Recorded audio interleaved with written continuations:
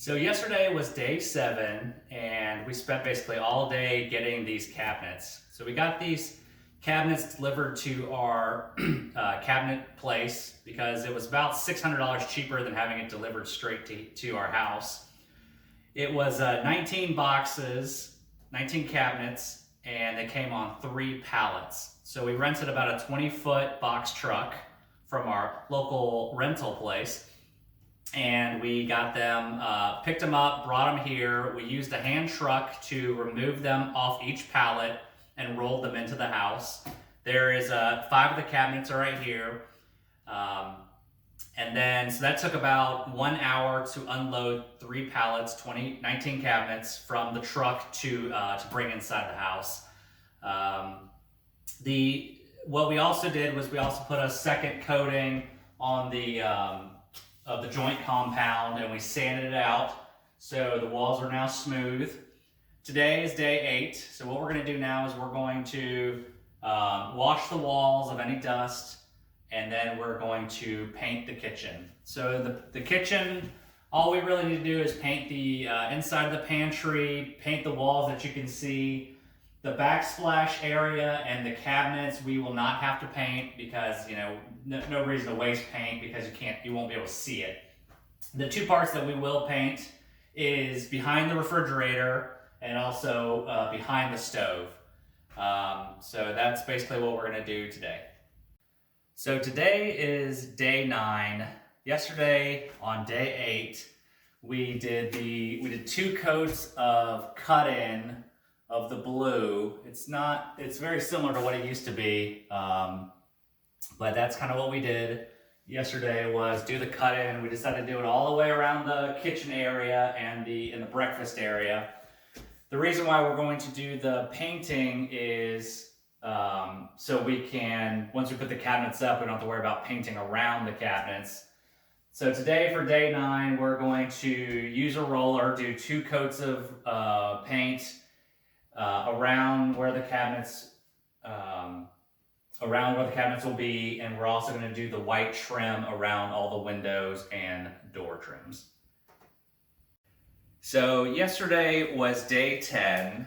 We finished all the painting, 2 coats of cut-in and 2 coats of rolling in our breakfast area and as well as the kitchen. It's a nice blue color. What we also did yesterday was we took all the cabinets, unboxed them. They kind of come in the brown box, pre-assembled.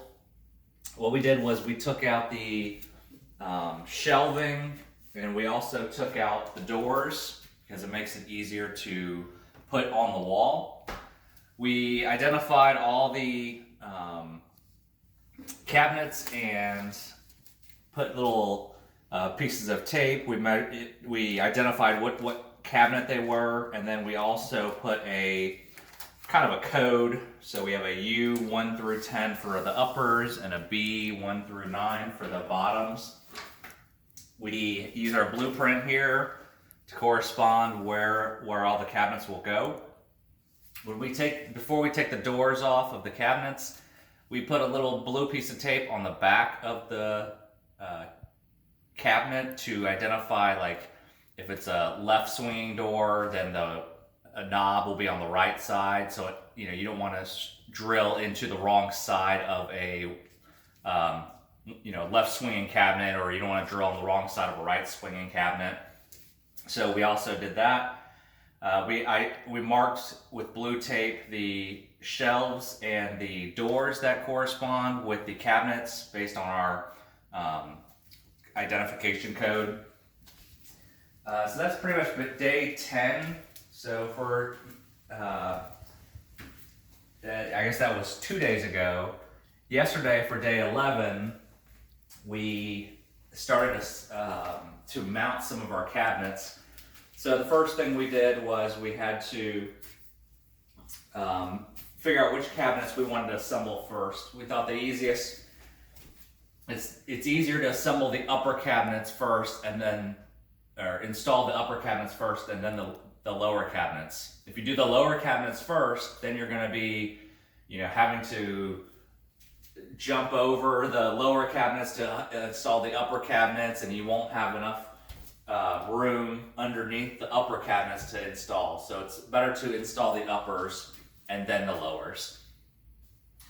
To identify the height of the upper cabinets, what we did was we took a measurement of the lower cabinets.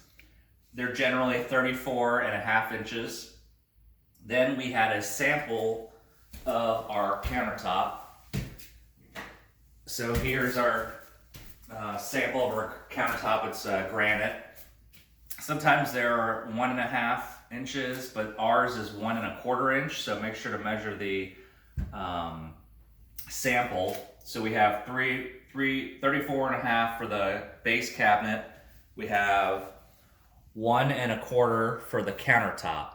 So the space between the countertop and the bottom of the upper cabinet is about an 18-inch clearance. We add those up, and that gave us 53.75.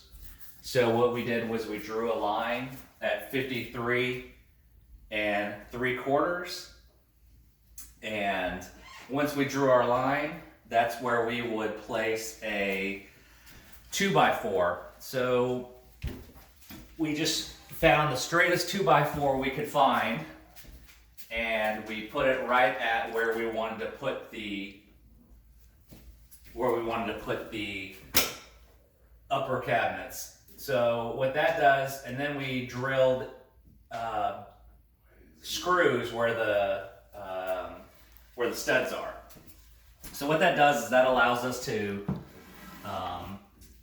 bring up a cabinet and let it sit on that 2x4, so you don't have to worry about holding the cabinet up the whole time.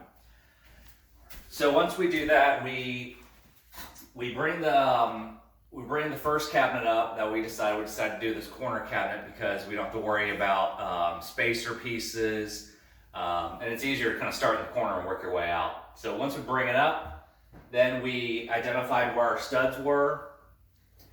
So once we identified where our studs were, then we just screwed into our cabinet onto the studs.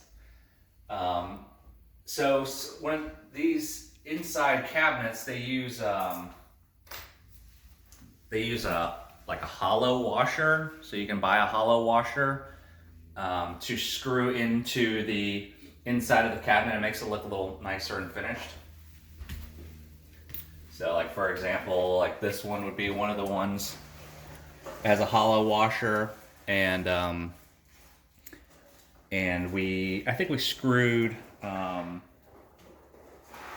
can't remember what size we screwed into here, but basically your cabinet's about a 1/2 inch. There's a half inch of drywall, so you're needing at least a 1.5 inch screw to screw into the wall. So once we did that, the first one was up, and then when we brought the second one up, we used cabinet screws. So we used these cabinet screws here. It's we have a 1-inch cabinet screw, but I think we used a 1.25 inch cabinet screw because our cabinets are a little thicker. So we used 1.25 inch cabinet screws. The cabinet screws have a like a washer built into the head of the screw. And it also has a little different threading. So what it does is that you screw it from one cabinet into the other, and the threading on the end kind of catch it onto the second cabinet and kind of bite down on it. So that allows you to screw into the cabinet and then kind of not show on the other side of the cabinet. So that's kind of nice. So when we brought the second cabinet up, we screwed the second cabinet into the first cabinet, and then we screwed the second cabinet into the stud. So all we do is just kind of repeat the process for the other cabinets. Our microwave, a cabinet that goes above the microwaves, that's why there's a space here.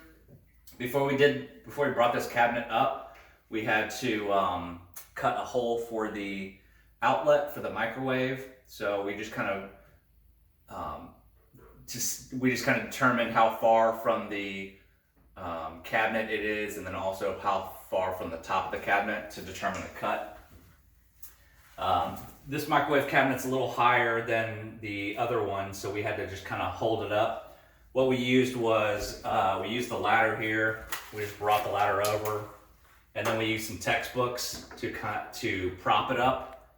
And then we kind of shimmed it up if we needed to bring it up a little higher or lower. And then we did the same thing. We screwed it into the previous cabinet and then screwed into the wall.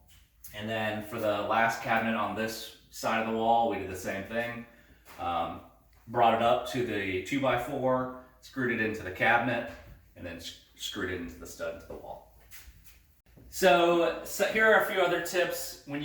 Before you put the 2x4 on the wall, make sure you use a level and verify that the 2x4 is level, because if your 2x4 is slightly crooked, then your cabinets, when you start putting them up, will start being crooked. So make sure that the 2x4 is level with a level. The other tip is the cabinets, the trim of the cabinets have a slight gap in them. So what we do is we use shims where the gap is, and it allows us to screw into the cabinets. You try not to screw into two cabinets that have a gap in the middle, and the reason why is because if you do that and it has a gap in the middle, the cabinet may start screwing and sucking into the other cabinet. So that's why we use shims, so it kind of presses nicely against the cabinet. The other thing that we did was to bring these, to bring the microwave cabinet in, we used a clamp, and we used 2 blocks, 1 block on each side of the clamp. So by using the block, it prevents your clamp from damaging the cabinet. The other thing that it does is it helps provide enough space for the clamp to actually sit on the cabinet trim. So once you do that, you have one clamp. It's a C clamp on the bottom and a C clamp on the top. So when you do that, the clamp fits securely to the previous cabinet, so that allows you to screw the cabinet in a little easier. Another tip about this 2x4s, in most projects, the prepping is the most critical part and takes the longest. Putting the cabinets up is a relatively quick project once you start going. But you gotta make sure that this 2x4 is straight. A lot of these big box stores, they have 2x4s, but a lot of them are a little bowed or a little twisted or knotted. So make sure, and basically all you do is kind of maybe like a pool stick. You look down the top of the 2x4 to see if it's straight. If there's any bows, sometimes 2x4s will kind of like bow up in the middle, or oppositely, they'll bow up on each end and it'll kind of be like a U-shaped dip. You don't want to get those, because then the cabinets will sag, or a cabinet will be too high. So just make sure to eyeball down the top of the 2x4 to make sure it's pretty straight.